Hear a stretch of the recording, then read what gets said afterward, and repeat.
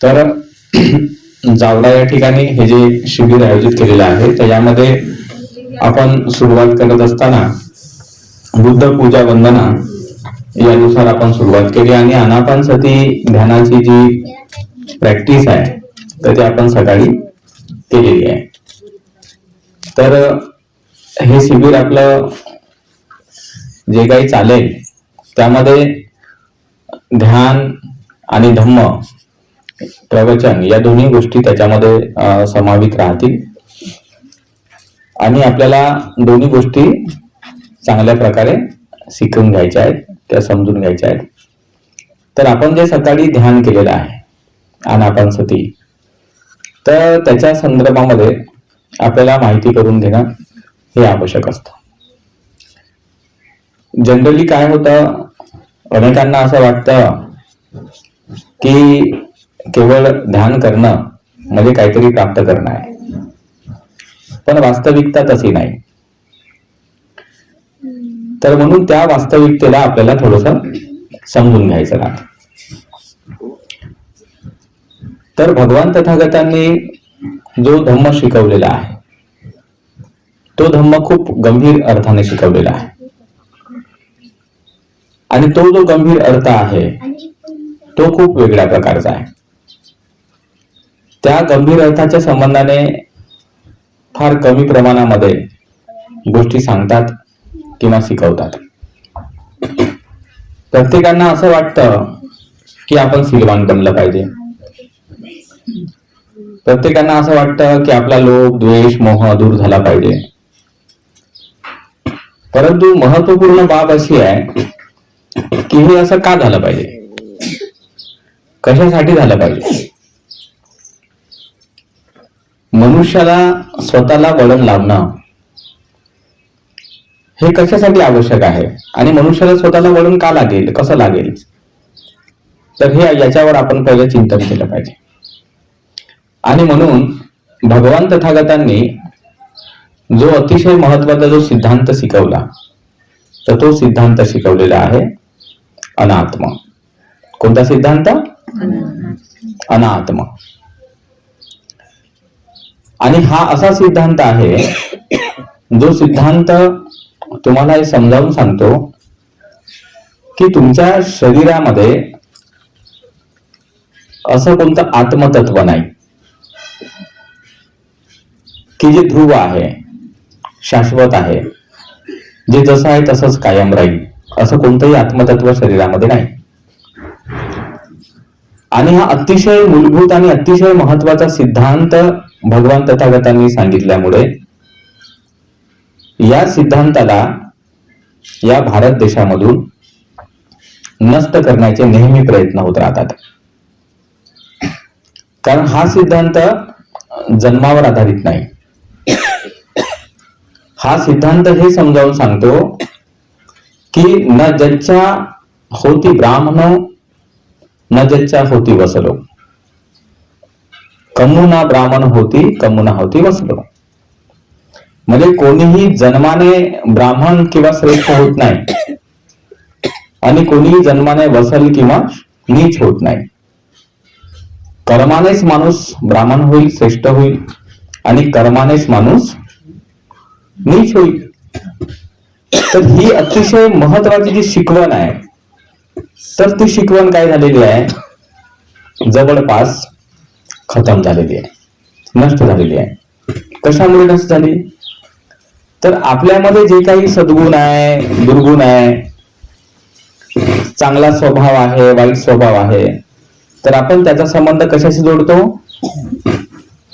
जन्माशी जोडतो ना. म्हणजे एखादं बाळ जन्माला आलं तर अरे जन्मताच तो चांगला आहे असं आपण म्हणतो. म्हणजे व्यक्तीकडे, व्यक्तिमत्वाकडे पाहत असताना आपण सातत्याने त्याच्या गुण आणि अवगुणाचा विचार करताना असं गृहीत धरतो की त्याला ते गुण आणि अवगुण जन्मानेच प्राप्त झालेले आहेत. आणि तो जन्माने त्याचे गुण अवगुण प्राप्त झाल्यामुळे मग समाजामध्ये अशा प्रकारची मान्यता पसरलेली राहते की जित्याची खोड मेल्याशिवाय जात नाही. तो मरेल तरी दुरुस्त होऊ शकत नाही.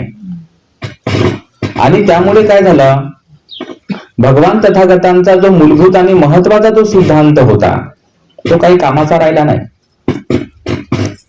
आणि म्हणून मग लोकांनी अशा प्रकारच्या परंपरा निर्माण केल्या, अशा प्रकारचे शब्दरचना निर्माण केली. त्याच्यामध्ये प्रत्येक वेळेस तो जन्माचा जो एक संबंध आहे तो त्याच्यामध्ये येतोच. एखाद्याच्या जीवनात सुखद घटना आली, दुःखद घटना आली, काही चांगलं वाईट घडलं, त्याच्या कर्मात होतं, त्याच्या नशिबात होतं, त्याच्या दैवात होतं, म्हणून त्याला ते भेटलं. माझ्या नशिबात आहे मला भेटलं, त्याच्या नशिबात आहे त्याला भेटलं. म्हणजे नशिबात आहे याचा अर्थ काय? नाही तर सटवीने काहीतरी लेख लिहून ठेवला बाबा, त्याच्यानुसार ते झालेलं आहे. म्हणून ते बाळ जन्मल्यानंतर 5व्या दिवशी ते 5वी पूजन करतात त्या बाळाचं.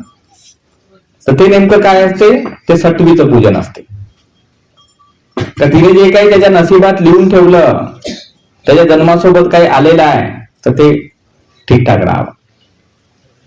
तर या सगळ्या प्रक्रियेचा सर्वात मोठा दुष्परिणाम हा झाला की भगवान बुद्धांचा सिद्धांत खतम झाला.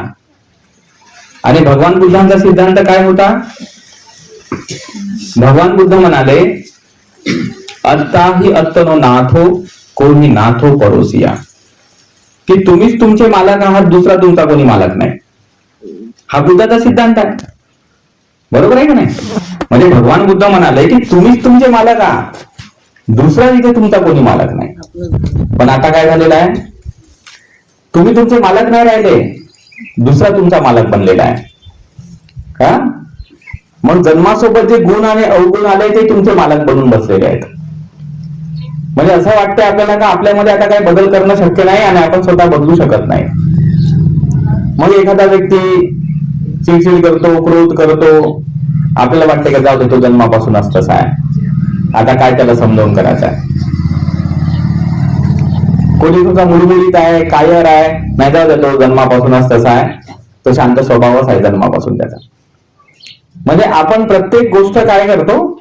जन्मावर आणून ठेवून देतो. आणि जेव्हा गोष्टी जन्मावर येऊन ठेवून दिल्या जातात, तर सर्वात पहिली आणि महत्वाची गोष्ट अशी होते की तुम्ही सुधारण्यासाठी काही प्रयत्न नाही करू शकत. आता नाही, तुम्हाला असं वाटतच नाही की आपण सुधारलं पाहिजे, आणि तुम्हाला असं वाटतच नाही की सुधारणा होऊ शकते. मग लोकांना एकच गोष्ट फक्त महत्वाची राहते, आणि ती म्हणजे पैसा कमवणं. कारण जन्मासोबत तुमचे सद्गुण दुर्गुण तर आलेलेच आहे, त्याच्यात तुम्ही आता काही बदल नाही करू शकत. मग आता फक्त काय करावं लागेल? मग जिवंत राहावं लागेल. आणि जिवंत राहण्यासाठी पैसा आवश्यक आहे. अन्न, धान्य, कपडा, लत्ता, प्रवास, अशा सगळ्या गोष्टींसाठी पैसा लागतो की नाही? मग मनुष्याला काय वाटते की बाबा मी पैसे कमवले पाहिजे. मग ज्याला जशी सिस्टम आहे बाबा त्या प्रकारे तो पैसे कमवतो. कोणी रिक्षा चालवतो, कोणी शेती करतो, कोणी उद्योगधंदा करतो, कोणी नोकरी करतो. जे जे त्याला सुचतं किंवा जे जे त्याच्यामध्ये कॅपॅसिटीज आहे त्याच्यानुसार तो उद्योगधंदा करतो आणि आपले 2 पैसे कमवतो आणि आपलं घरदार चालवत राहतो. पण त्याच्यातले सद्गुण आणि दुर्गुण हे मात्र तशाना तसेच राहतात. गरीबही माणसामध्ये तसेच राहतात आणि श्रीमंतातही तसेच राहतात. असं तर काही आपण समजत नाही की चला बाबा गरीबच माणूस परिस्थितीने गांजलेल्याच्या दारू पितो, श्रीमंतही पितात. असं तर काही आहे नाही की चला गरीबच माणूस बाबा खोटं बोलतो, श्रीमंतही बोलतात. असं तर काय नाही की गरीबच माणूस व्यभिचार करतो, श्रीमंतही करतो. गरीबच माणूस आपल्या पत्नीला मारझोड करतो किंवा शिवीगाळ करतो किंवा झगडे भांडणं करतो, श्रीमंत लोक तसे करू शकतात. म्हणजे तुमची गरिबी आणि तुमची श्रीमंती हा विषय फक्त जीवन यापनापुरता मर्यादित आहे, त्याच्या व्यतिरिक्त काही नाही आहे.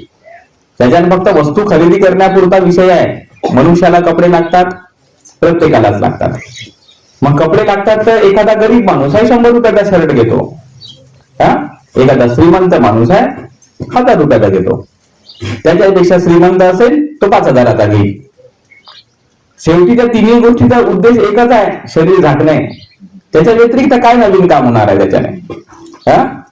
तुम्ही एकदम चांगला रेमंडचा जरी शर्ट वापरला का आणि साधारण आपला शर्ट वापरला का, त्या दोन्ही गोष्टीचा उद्देश काय आहे? शरीर झाकणे हाच उद्देश आहे ना, बाकी तर कोणता त्याचा उद्देश नाही आहे.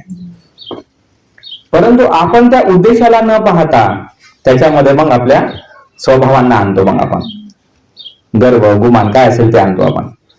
तर सर्वात महत्वाची आणि मुख्य मुद्दा आमच्या देशामध्ये झालेला आहे की बुद्धाच्या धम्माचा जो नाश झाला तो या पद्धतीने झालेला आहे.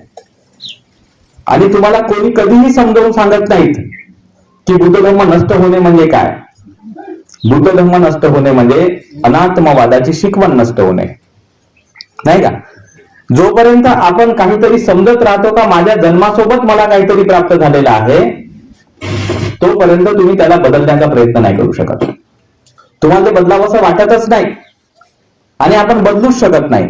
मग आपल्या मुलाबाळांना आपण स्वतःमध्ये कोणतं परिवर्तन आणण्यापेक्षा आपण त्याला फक्त बाह्य गोष्टींना कसं हाताळायचं हे आपण त्याला शिकवत राहतो आणि तो तेच शिकतो.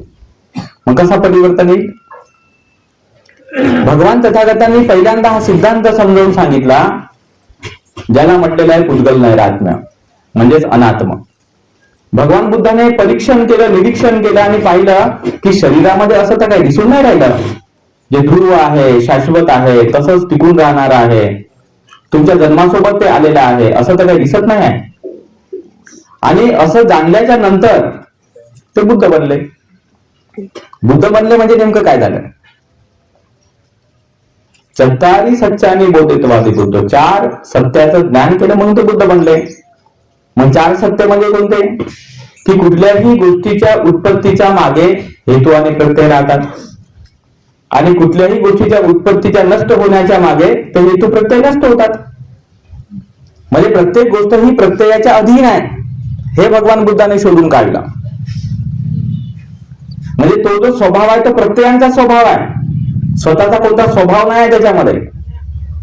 जसं उदाहरण लागेल, मातीचं मडकं आपण बनवलं, हा थोडा गंभीर सिद्धांत आहे. समजून घेतला तर तुम्हाला धम्माचं सगळं रहस्य समजते. नाही समजलं तर धम्म समजूच नाही शकत. तुम्ही किती भाषण आहे का काही करा. इमोशनल होणे हा काही बुद्ध धर्माचा भाग नाही आहे. कचरा बाबा कोणी मस्त गोड गोड भाषेमध्ये बोलत आहे, आता मला नाही बोलता येत ते गोड गोड भाषेमध्ये, माझं कसं थेट काम राहते. पण आपल्याकडे टाइम नाही तेवढा गोड गोड तुम्हाला मस्त मनोरंजनामध्ये गुंतवत बसणे. तर आपण पाहतो की भगवान तथागतांची जी थिअरी आहे, सिद्धांत आहे, तो या पद्धतीचा आहे. ते बुद्ध बनले म्हणजे त्याने ते सिद्धांत जाणला. जसं उदाहरण दाखल, मडका आहे आपल्या सर्वांच्या घरी, मडके असतात ना आपल्या सर्वांच्या घरी. मडकं कशापासून बनलेलं आहे? मातीपासून. म्हणजे ज्या अर्थी ते मातीपासून बनलेलं आहे, फुटल्यानंतर काय होईल? मातीच होईल. मडकं कुठे गेलं? मडकं होतच नाही अस्तित्वात. म्हणजे हाच तर एक सिद्धांत समजायला येत नाही आपल्याला की बुद्धाने जे म्हटलं का गोष्टी प्रत्ययाच्या अधीन आहेत. मग हे जे मडकं आहे हे फक्त व्यवहार मात्र आहे. काय आहे ते? व्यवहार मात्र आहे. तो एक व्यवहार मात्र आहे. त्या मडक्याने आपण पाणी आणतो, पाणी साठवून ठेवतो, नेतो, हे करतो, ते करतो, सगळं करतो. पण मडक्याचं स्वतःच अस्तित्व काय आहे? त्याचा स्वतःचा असा स्वभाव पण नाही, स्वतःच त्याचं अस्तित्व पण नाही आहे. फक्त ते काय आहे? प्रत्ययांपासून बनलेली एक गोष्ट आहे. आणि जेव्हा ती गोष्ट भंग होते, फुटते, तर ते त्याच्या प्रत्ययामध्ये विलीन होऊन जाते. म्हणून भगवंताने म्हटलं प्रतीत्य समुत्पाद. काही प्रत्ययाने उत्पन्न गोष्टी आहेत आणि ती गोष्ट जेव्हा खतम होते ते प्रत्ययांमध्ये विलीन होते. तर जी गोष्ट तुम्हाला दिसत आहे ती ऍक्च्युली अस्तित्वातच नाही आहे, नाही का. मडकं दिसत आहे पण अस्तित्वात नाही आहे. फक्त मडक्याचा व्यवहार मात्र असतो. भगवंत म्हणले हा व्यवहार धर्म आहे, व्यवहार मात्र आहे, अस्तित्व नाही त्या गोष्टीचं. अस्तित्व तर मातीचं आहे. हे मग हा व्यवहार आला कुठून? हा जो काय आपण व्यवहार करतो हा व्यवहार कुठून आला? मडक्याचा व्यवहार कुठून आला? कपड्यांचा व्यवहार कुठून आला? या चटईचा व्यवहार कुठून आला? या पडद्याचा व्यवहार कुठून आला? सांगा बरं कुठून आला? भगवान म्हणले मनोपुपंगमा धम्मा, हे मनातून आला. कुठून आला? त्याच्या आधी होता का? हा मनातून व्यवहार आला. आपण त्या डेव्हलपमेंटला पाहिल्या पाहिजे. जुन्या काळामध्ये बुद्धाचा धम्म शिकताना आपण काय करतो? बुद्धाचा धम्म म्हणजे काहीतरी असंच शिकून टाकतो. तसं नाही आहे. ते गंभीर ज्ञान आहे. मला फक्त बाबासाहेबांचं स्टेटमेंट जास्त पसंत पडलं होतं बुद्ध आणि धम्ममधलं, की बाबासाहेब आंबेडकरांनी स्पष्ट शब्दामध्ये म्हटलं की बुद्धाने बुद्धत्व प्राप्त केलं, ज्ञान प्राप्त केलं म्हणजे नेमकं काय केलं, तर ज्या मानवतेमध्ये होणाऱ्या घटनांचा, व्यवहारांचा त्याने अभ्यास करून ते ज्ञान सांगितलेलं आहे, असं बाबासाहेबांनी म्हटलं. वेगवेगळे विचार त्या काळात प्रचलित होते, दृष्टिकोन प्रचलित होते, आचरण पद्धती प्रचलित होत्या, रीतिरिवाज प्रचलित होते. तर त्याचा अभ्यास केला, अध्ययन करून ते ज्ञान शोधलं, ते बुद्धाचं ज्ञान झालं. आता तुम्हाला बुद्धाचं ज्ञान काय सांगतात लोक, म्हणजे त्यांना बुद्ध बनणे म्हणजे असं दाखवलं जातं का जन्मापासूनच ते बुद्ध आहेत, नाही का? दाखवताना काय सांगतात, प्रवचन कसे करतात लोक, म्हणजे बुद्ध म्हणजे असे अलमायटी दाखवतात जसं काही जन्मापासूनच आहेत का, जन्मले बनले बाबा बुद्ध, ते निश्चितच होते बुद्ध बनणं, असं दाखवतात की नाही? ब्राह्मण लोक आले, त्याने मग पाहिलं, म्हणले की नाही हा निश्चितच बुद्ध बनणार आहे बाबा, म्हणजे त्याला दाखवण्याची पद्धत आहे. मग माझं म्हणणं आहे की बुद्धामध्ये आणि अवतारामध्ये काही फरक आहे की नाही? अवतार हा जन्मापासूनच होतो आणि बुद्ध कर्माने बनतो. फरक आहे दोन्ही गोष्टीमध्ये. बुद्ध कर्माने बनतात कारण ते सत्याला जाणतात म्हणून ते बुद्ध बनतात. सत्याला जाणलं नसतं तर ते बुद्ध बनलेच नसते. पण अवताराचं तसं नाही. अवतार असा आहे, जन्मला का झाला तो अवतार, त्याला काही ना सत्य शोधा लागत, ना त्याला मेहनत करायला, ना कष्ट करायला लागत. जसं आता उदाहरण तुम्हाला सांगतो, श्रीकृष्ण अवतार आहेत, जन्मले, काय झालं, म्हणजे ते गर्भामध्ये होते तर कंस त्यांना मारणार होता, तर मग मारू नाही शकला, म्हणजे पहिली घटना घडली तर चला बाबा तो अवतार आहे ना. बाकी त्या सगळ्यांना मारलं, जे त्याच्या आधी जे जन्मले ते सगळे मेले, कृष्ण नाही मेला. बरं मेला तर नाही, जन्मला, जन्मल्याचा गर्भ ट्रान्सफर झाला त्याच्या त्या पोटामध्ये, म्हणजे तिकडे बाळ मुलगा होता तो तिकडे गेला आणि मुलगी तिथे राहिली. ठीक आहे, चला मान्य करू. बरं ते जन्मला पण तेवढ्यात नाही भागला ते काम, सगळे लोक झोपून गेले, सैनिक, दरवाजेही खुलले आपोआप. टोपलीमध्ये घेतलं, नदीला पूर आला होता, ते पाय लागल्यावर नदी खाली चालली गेली. मग थोडासा मोठा झाल्यानंतर मग चेंडू खेळता खेळता एक मोठा साप दिसला त्याला, तर त्या सापावर जाऊन नाचायला लागला. थोडस वयात आल्यावर राधा, गोपिका, बिलकुल तरुण झाल्यावर हजारो त्याला मुली भेटून गेल्या. म्हणजे आता एक मुलगी भेटणं कठीण आहे सध्या तरुण माणसाला, तरुण बाळाला मुलगा भेटणं कठीण आहे. किती प्रयत्न करावे लागतात लोकांना, याला पाव दे त्याला पाव दे, कुठे काय जळते करे बाबा. आणि तिथे त्याला बिलकुल तरुण झाल्याबरोबर भेटून गेला त्याला, चला बाबा गोपिका, सगळ्या त्याच्या मागं फिरायला लागल्या. म्हणजे अवतार, म्हणजे त्याच्यात काय झालं बरं, भगवद्गीतेचं ज्ञान त्याला काहीच अभ्यास न करता भेटलं. तेवढं अर्जुनाला सांगितलं ना, ते कोणी अध्ययन नाही केलं, अभ्यास नाही केला, कुठे गेला नाही तरी पण भेटलं. अवतार म्हणजे त्याचा अर्थ काय झाला का जन्मापासूनच हा माणूस परमेश्वर आहे. मग जन्मला का बनला परमेश्वर, त्याला मेहनत करायचं काम नाही. पण बुद्धाच्या बाबतीत तसं झालं का? बुद्धाच्या बाबतीत तसं झालं नाही. ठीक आहे, तर लोक काय करतात, काळ जसा पुढे सरकतो एखाद्या माणसाला दैवी गुणधर्माची झालर चढवावी लागते. जसं आता बाबासाहेब आंबेडकरांनी एवढं मोठं कष्ट केली, मेहनत केली, अफाट परिश्रम केले, आपल्या लक्षात राहतात का? पण आपण काय करतो, भारतरत्न, विश्वरत्न, हे असे बहुत म्हणजे टायटल्स देऊन टाकतो असे. आता हेच टायटल्स भविष्यामध्ये चालत राहतात. मग आता क्विक करा, आता ठीक आहे आपला काळ आहे, 50-60 वर्षाचा काळ आहे, आज आपल्याकडे अवेलेबल आहे पुस्तकं, बाबासाहेबांवर लिहिलेली चरित्रात्मक पुस्तकं, धनंजय कीर असेल, चांगदेव खैरमोडे असतील, 14 खंड काय 12 खंड बाकी असेल, आता आपल्याला ते अवेलेबल आहे, आपण वाचतो सुद्धा. पण जसा काळ पुढे सरकत जातो मग लोकांना काय होते, हे पुस्तक अवेलेबल नाही होत, नाही कोणी छापत नाही. मग वाटते धनंजय कीरचं 600 पानाचं पुस्तक कोण वाचल रे बाबा, ते चांगदेव खैरमोडेचं एवढं मोठं 10-12 खंडाचं पुस्तक कोण वाचल रे बाबा. बरोबर असं वाटते की नाही माणसाला, माणसं आरसी बनत जातात ना. मग आरसी बनत गेल्यावर मग काय करते, मग एक माणूस येते आणि जग बदलणारा बाप माणूस नावाचं छुटूक पुस्तक लिहून टाकते, एवढं इमोशनल असं तसं मस्त काहीतरी. मग आपल्याला वाटतं बापरे हे मस्त पुस्तक आहे, मग आपण तेच प्रसारित करतो तिकडे. आणि एकदा ते पुस्तक प्रसारित झालं, लोकांना आवडायला लागलं, ते इमोशनल ब्लॅकमेल व्हायला लागले का बाबासाहेबाचा ओरिजिनल इतिहास कुठे जाते, मग विसरून जाते, गायब होऊन जाते. मग बाबासाहेब आंबेडकर कर्माने महान नाही बनत, मग तो जन्मानेच महान बनते. मग त्याच्यामध्ये प्रत्येक वेळेस मग सांगितलं जातं, रमाबाई आंबेडकरची आईनं सांगितलं होतं का तू 9 कोटीची माता बनशील. अरे तिला कुठे माहिती होतं 9 कोटीची माता बनणार आहे का नाही बनणार आहे, त्याची परिस्थिती तरी होती का त्या रमाबाईची. लहानपणी माय मरण पावली, बाप मरण पावला, मामाकडे जाऊन राहिली, बिचारी काबाड कष्ट करून ती लहानाची मोठी झाली. तिच्या मायचा एकच डायलॉग तिला चांगला पाठ होता, माणसाला माणूस गोड नाही काम गोड आहे बाबा. तर मग ती कामच करायची, कष्टच करावी. तिला माहित होतं कष्ट केल्याशिवाय काय आपल्याला जो कोणी जवळ नाही करणार, माय नाही बाप नाही. दुसऱ्याच्या घरी आपण गेलो आणि आपण कामच नाही केलं तर कोण खायला देईल? आपण एखाद्या नातेवाईकाच्या घरी गेलो शिकायला म्हणा, कुठे म्हणा, आणि आपण मस्त टीव्हीच पाहत आहोत, कोणतं काही झाडझूड नाही करत किंवा काही ठेवत नाही, तर तो नातेवाईक किती दिवस तुम्हाला चांगला सांभाळेल? पाहुणा म्हणून 2 दिवस सांभाळेल, 4 दिवस सांभाळेल, 5 दिवस सांभाळेल, पण 6व्या दिवशी तर नाराज होईल ना. मग हा नुसतं आईच आहे बाबा, आळशी माणूस आहे, काही करत नाही असंच म्हणेल की नाही. मग रमाबाई बिचारीला आई नाही, वडील नाही, मामाकडे गेली तरी का नाही राहिली काही, आणि तिच्या मायनं कोणती भविष्यवाणी केली. पण आता पुस्तकं तुम्ही वाचा, त्या पुस्तकात लिहून राहते असं.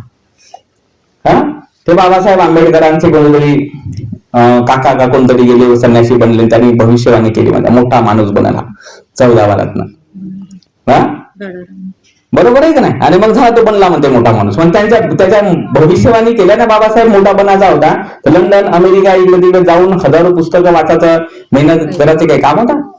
तिथं मग बनायला पाहिजे होते त्या श्रीकृष्णासारखे, जलमल्याबरोबरच दरवाजे खुल, जलमल्याबरोबर पाणी खाली जा, नाही का? तसं झालं का? किती कष्ट करावे लागले? कष्टाने माणूस महान बनतो. म्हणून भगवान तथागतांची शिकवण काय आहे की प्रत्येक गोष्ट प्रत्ययाच्या अधीन आहे. जर त्या गोष्टी नसतील ते प्रत्येक प्रत्ययामध्ये चालले जातात, स्वतःचं अस्तित्व नाही. म्हणून अस्तित्व कसं निर्माण झालं? आपल्या मनाने निर्माण झालं. मनुष्य हा जुन्या काळामध्ये असं म्हणतात की हंटर गॅटरर्स होता, म्हणजे शिकार वगैरे करायचा आणि खायचा, जे भेटेल ते प्राणी मात्र, मासोड्या मारायचा. म्हणून आपण मांसाहारी आहोत सर्वजण, नाही का? सर्वांना मांस खाणं आवडतं, तर जेनेटिक आहे. तर त्याच्यामुळे आपण पाहतो शाकाहारी आहे, कंदमुळं खातो, फळं खातो. आपल्यासारख्या व्हेरायटी कोणाच्याच नाहीत खाण्याच्या. मांजरीला तुम्ही फळं द्या, ते नाही खात, कारण तिची लिमिटेड व्हेरायटी आहे. पण माणसाचं तसं नाही, माणूस काहीही खातो, त्याला जे भेटेल ते खातो, कारण तो इतका, त्याने जगातल्या खूप गोष्टींचा त्याने एक्सपिरियन्स घेतलेला आहे. तर त्यावेळेस सुरुवातीला समजा मनुष्याला काही अडचणी आल्या, काही दुःख आले, काही परेशानी आल्या, तर माणसाने सुरुवातीला छोट्या छोट्या गोष्टी शोधल्या. पाऊस आल्यावर तो झाडाच्या खाली थांबला किंवा एखाद्या गुफेच्या आडोशाला थांबला. त्याला आढळलं का गुफेमध्ये राहिल्यावर पाऊस नाही लागत, झाडाच्या खाली राहिल्यानंतर पाऊस नाही लागत. बरोबर आहे का नाही? मग त्याला समजायला लागलं का झाडाच्या खाली राहिल्यावर पाऊस नाही लागत, झाडाच्या खाली राहिल्यावर आपल्याला ऊन नाही लागत. तर त्याला झाडाचं महत्व वाटलं, म्हणजे छप्पराचं महत्व वाटलं. गुफा म्हटल्या त्याला समजलं का गुफेमध्ये आपण प्राणी मात्रांपासून सुरक्षित राहतो, कोणता प्राणी आतमध्ये येऊन आपल्याला आपली हत्या नाही करू शकत, आपल्याला मारू नाही शकत, ऊन नाही लागत, पाऊस नाही लागत. घराचा विचार त्याच्या मनात आला की कसं बनवायचं. त्याने साधारण पद्धतीने काही पहिलं पर्णकुटी बनवली असेल, म्हणून जातकांमध्ये आपल्या पर्णकुटीचा उल्लेख सापडतो का, चला पर्णकुट्या बनवल्या बाबा त्या साधू संन्यासी लोकांना. तर अशा प्रकारे माणसानं चिंतन केलं, छोट्या छोट्या गोष्टींवर विचार केला आणि त्या विचारांमधून त्याने गोष्टीची निर्मिती केली. बरोबर आहे का नाही? मग ही गोष्ट जर आपण बाह्य सगळ्या गोष्टींना पाहू शकतो की याचा निर्माता तर मनुष्य आहे. मनुष्यामध्ये मनुष्याची चिंतनशीलता आहे, मनुष्याची विचारशीलता आहे. माणूस जो विचार करू शकतो त्याच्यामुळे हे सर्व निर्माण झालेलं आहे. पण या अशा प्रकारच्या जन्माच्या थिअरीमुळे तुमची चिंतनशीलता खतम झाली, नाही का? या कर्म म्हणजे कर्म म्हणण्यापेक्षा ज्याला कर्म म्हणजे आपल्या धर्मात तर कृती आहे, क्रिया आहे.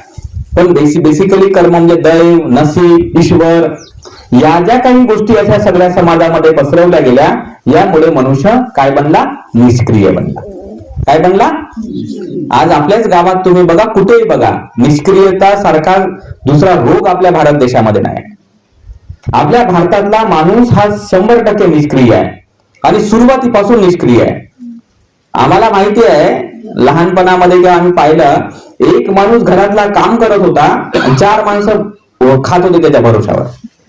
त्याची बायको खात होती, त्याचे पोरं खात होते, म्हातारे झालेले बुडाबुडी खात होते, आणि एकटाच माणूस राब राब राबत आहे, मरत आहे, आणि बाकीचे आहेत बरोबर आहे. म्हणजे चाललं काय नेमकं हे? ही निष्क्रियता. जेव्हा जपानमध्ये हिरोशिमा नागासाकीवर बॉम्ब पडला, जपान बेचिराख झाला, तेव्हा त्यांनी पहिला नियम बनवला की प्रत्येकाने काम केलं पाहिजे, कारण आता आपला देश खतम झालेला आहे, त्याला कोणानं उभा राहायचा आहे. तर त्या ठिकाणी लहान मुलांपासून तर म्हाताऱ्या माणसांपर्यंत प्रत्येकाने ज्याला जसं जमेल तसं त्याने काम केलं. अगदी चहा विकण्यापासून साफसफाई करण्यापासून सगळी कामं त्याने केली. स्वतःला शिस्त लावून घेतली का प्रत्येक माणूस कुटुंबासाठी काम करेल, प्रत्येक कुटुंब देशासाठी काम करेल. आणि आज जपान कुठे गेला आहे ना, मोठा विकसित राष्ट्र आहे जपान, आहे की नाही. पण आमच्या देशात जर आपण विचार जर केला तर निष्क्रिय लोकांची भरती किती आहे. खर्रे खात राहतात, गुटखे खात राहतात, फालतूच्या गप्पा करत राहतात, सगळं ते असं काहीतरी वेस्ट करत राहतात टाइम आपला. पण काबाड कष्ट करायचं नाही, कारण चिंतनशीलता खतम झालेली ना. त्यांना म्हटलं का नाही बाबा मला जन्मापासूनच भेटलं, मी गरीबच कुटुंबात जन्माला आलो, मी खालच्याच जातीत जन्माला आलो, मी बिमारच जन्माला आलो, माझा स्वभावच जन्मापासून असा आहे, मला तर काही बुद्धीच नाही आहे, मला तर काही समजतच नाही, काही वाचलेलं लक्षातच राहत नाही. म्हणजे इतके कारण आहेत आपल्याकडे प्रत्येकाकडे चांगलं न बनण्याचे, स्वतःला वळण न लावण्याचे, की त्या कारणांवर मोठमोठे ग्रंथ बनवू शकतात. एखाद्याला जर पुस्तक असेल तर याच्यावर लिहा एखादी पुस्तक, चांगलं न बनण्याची कारण, इंटरव्ह्यू घ्या लोकांचं. तर तुम्हाला असं आढळेल काही नाही काही कारण प्रत्येक जण देतच राहतात. म्हणजे हे माणसाचं जीवन म्हणजे आमच्या देशातल्या कसं झालेलं आहे, फुकटचं भेटलं पाहिजे बस, काही काबाड न करता, कष्ट न करता, घर बसल्या मस्त ऐदी सारखं मला भेटत राहिलं पाहिजे. आणि ऐदी सारखं भेटलं तर मग त्याला वाटते का चांगलं. आणि ही परंपरा आमच्या देशामध्ये फार प्राचीन काळापासून आलेली आहे. आणि या परंपरेमध्ये सर्वात मोठा जो कारण असेल तर तो जाती व्यवस्था आहे. बाबासाहेबांनी भगवान बुद्धांनी जाती व्यवस्था नाकारण्याचं कारण आहे जन्माची परंपरा नाकारली ना. जाती म्हणजे काय, जाती म्हणजे जन्म, बरोबर आहे का नाही. जन्माने श्रेष्ठ बाबा तो. तर त्या प्रक्रियेमुळे काय झालं, मोठ्या अडचणी निर्माण झालेल्या आहेत आपल्या देशामध्ये. जो ब्राह्मण कुटुंबात जन्माला आला बस त्याचे पाय धुवून पाणीच प्या तुम्ही. आता काही दुसरं कामच नाही राहिलं त्याला, तो बिलकुल जलमताच पंडित बनला. आता त्याला पंडित बनायचं कामच नाही आहे. त्याला ना अभ्यास करायचं काम आहे, ना त्याला मेहनत करायचं काम आहे, ना त्याला कष्ट करायचं काम आहे. अरे जन्मच झाला पंडित म्हणून बस, जलमला पंडितच जन्मल्याबरोबर. म्हणजे फरक पडला की नाही. एखादा भंगी समाजामध्ये जन्मला माणूस बस, जन्मल्याबरोबर तो भंगी, साफसफाई करायला भाऊ कचरा दिसला, अरे बोलो भंग्याला, टॉयलेट खराब आहे, बोलो भंग्याला. मग आपल्या घरातला कचरा आपण साफ नाही करू शकलो, बरोबर आहे का नाही. काही गरजच नाही वाटली ना. आता तरी आपण कुठे साफ करतो, आता ते कचरावाली गाडी येते घेऊन जाते बिचारा कचरा. म्हणजे आताही परंपरा तीच आहे, ऐदीपणा. म्हणजे साधारण गोष्टींची आपण नाही का विचार नाही करत का आपण कर्म कोणते केले पाहिजे, त्याचा परिणाम काय. आपण डिपेंडन्सी जी आहे आपली ते जाती व्यवस्थेमुळे निर्माण झाली.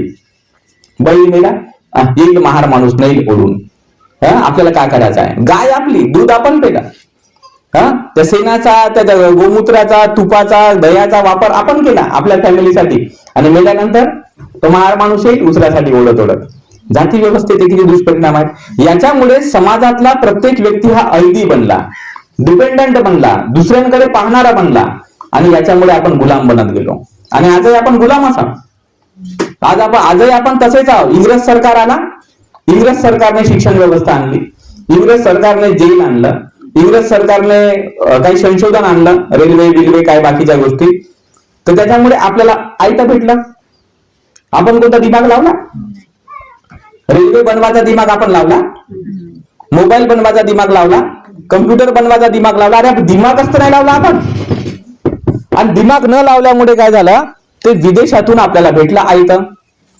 आणि आता आयतच भेटलेलं आहे. सॅमसंग, आयफोन सगळं आयतं. आणि हे आयतं भेटत असल्यामुळे आपल्याला काय वाटतंय, आपल्याला फक्त एकच काम उरलं, पैसा कमवा, वस्तू खरेदी करा. दिमाग लावायचं काय काम. दिमाग आम्हाला पाहिजेच नाही. आम्हाला हे उपभोग पाहिजे, ऐदीपणा, आळसीपणा. आणि याच्यामुळे मग काय होतंय, या सगळ्या प्रक्रियेमुळे तुम्ही काही बुद्धधर्माचं पालन नाही करू शकत.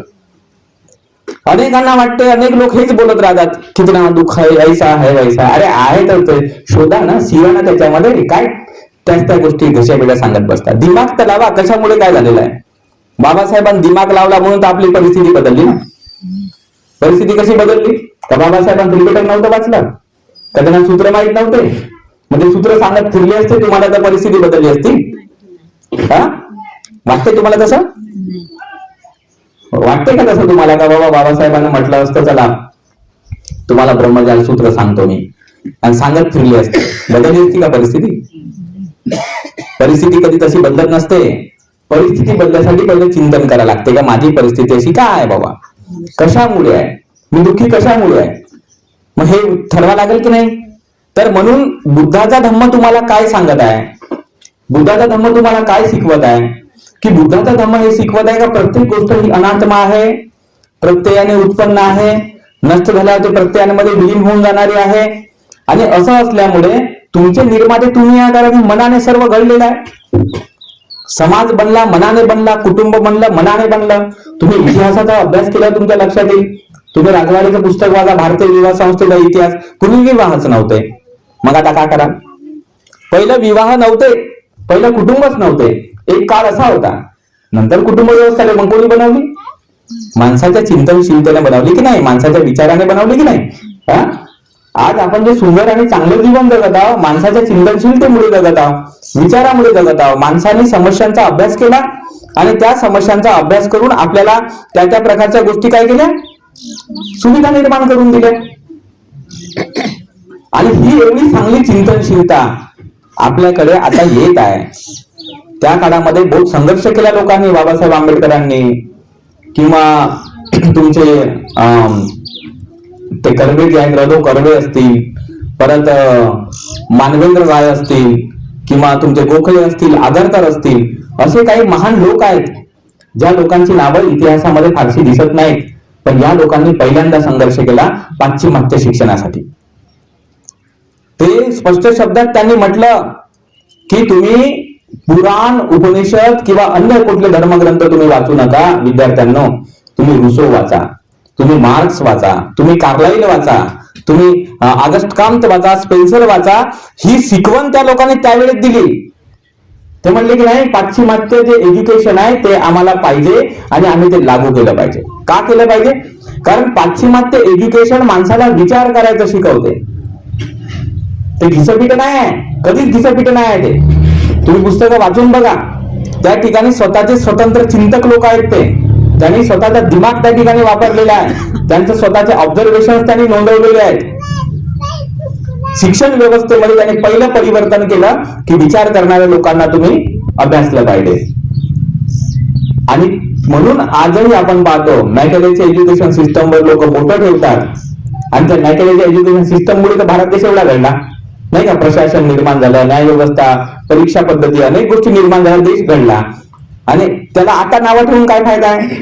म्हणजे आता यांना वाटते की, अनेकांना वाटते की चला बाबा पारंपरिक एज्युकेशन सिस्टम जे आहे, ज्याचं नवीन नाव दिलं IKS, इंडियन नॉलेज सिस्टम, तर ते इंडियन नॉलेज सिस्टम आपण शिकवलं पाहिजे लोकांना. अरे मग तुमचं इंडियन नॉलेज सिस्टम होतं काय? भारतीय ज्ञान परंपरा होतीच कोणती? भारताच्या ज्ञान परंपरेमध्ये काय आहे? भारताच्या ज्ञान परंपरेमध्ये काही नाही. ते फक्त 6 प्रकारचं तत्वज्ञान आहे. त्यापैकी बुद्ध धर्माचं तत्वज्ञान थोडं सायंटिफिक आणि व्यवस्थित वाटणार आहे, बाकी कोणाचंच तत्वज्ञान काही सायंटिफिक आणि व्यवस्थित वाटणार नाही आहे. मग अशा परिस्थितीमध्ये तुमचा माइंड जो आहे तो कसा घडल, चिंतनशील कसा बनल? आणि चिंतनशील जर नाही बनला तुम्ही तुमच्या समस्या सोडवाल कसे? तर म्हणून बुद्ध धर्माच्या संदर्भात ही गोष्ट जाणली पाहिजे आपण की मन हा जो विषय भगवान बुद्धाने केंद्रीभूत ठेवला, तर त्या मनाचा साधा सरळ सोपा अर्थ आहे की तुमच्यामध्ये चिंतनशीलता आहे. तुम्ही त्या आलंबनाला, विषयाला जाणू शकता.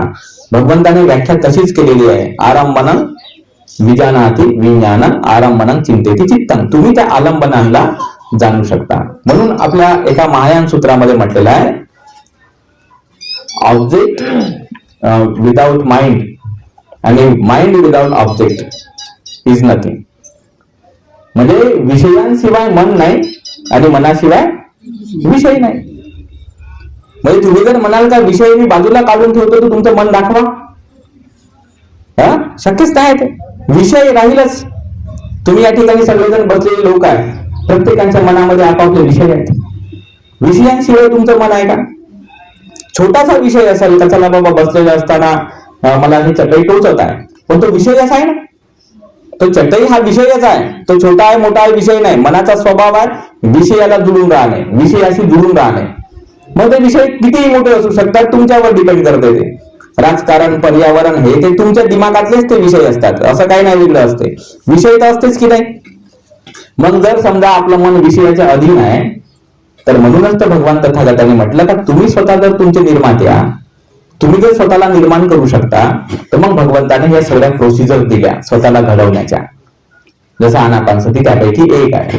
बरोबर आहे का नाही? कारण ते तुम्हाला डेव्हलप करायचं सांगत आहे का तुम्ही जन्मापासून काही नाही आहे. तुम्ही शून्य आहे ना, अनात्मा आहे ना, इथे ध्रुव शाश्वत काही नाही. तुम्ही स्वतःला घडवा.